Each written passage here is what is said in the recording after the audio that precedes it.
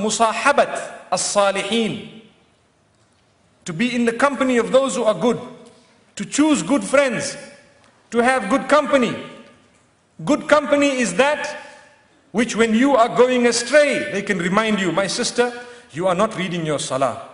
As close as you are, as close a friend as you are to me, I have seen in the Quran, Allah says, those bosom buddies who were closest in our language, tightest with one another, shall be the biggest of enemies on the day of Qiyamah for one reason: they did not remind one another when it came to doing good and to forbidding evil.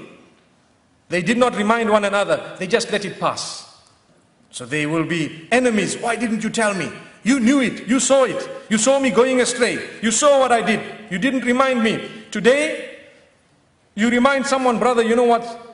This flirtation and this affair that you're having is wrong. Give it up for the sake of Allah. Do you know what they'll tell you? But she's such a nice woman. Well, everyone's nice then. MashaAllah. How can I break her heart? MashaAllah. See me trying to put on that Malaysian accent? How can I break her heart? Yeah? MashaAllah. Don't worry. Allah subhanahu wa ta'ala knows. Discuss it, explain it, and understand you cannot earn the wrath of Allah. The pain may come for a while. You either get up and be a man and do what you have to, or throw it out. Don't be on the fence. May Allah subhanahu wa ta'ala grant us steadfastness.